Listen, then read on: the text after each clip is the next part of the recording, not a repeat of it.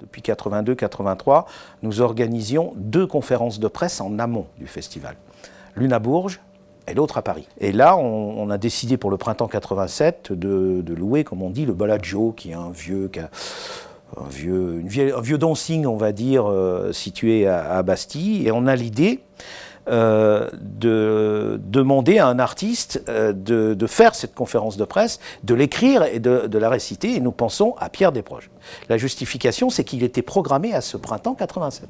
Donc la conférence de presse, on l'a projetée début février, et dès novembre, je lui pose la question en disant « Pierre, voilà, j'ai une chose à te demander, ça me ferait beaucoup plaisir que tu puisses faire la conférence de presse du printemps de Bourges à Paris, au Bellagio, mais ça veut dire aussi l'écrire, la réciter, voilà, on est prêt à t'alimenter la programmation, te montrer comment ça va se passer en 87, et il donne un accord de principe.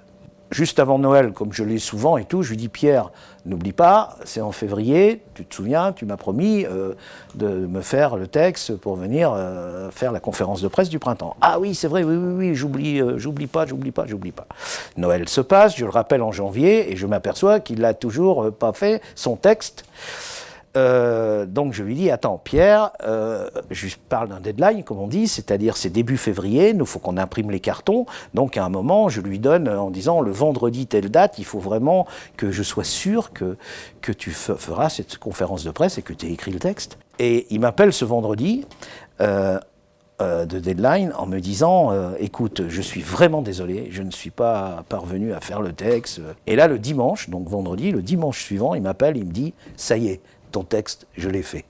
C'était du pur Desproges.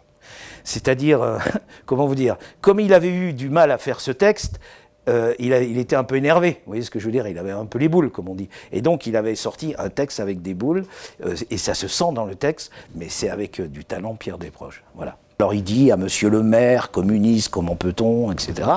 Et à un moment, il termine cette introduction pour dire « Et à tous, amis de la musique de Nègre, et de la culture sous chapiteau, bonsoir ». Et là, il attaque son texte, qui commence par « En l'absence de Coluche retenu par son cercueil », et donc je vous donne le ton de tout le texte, qui est absolument génial.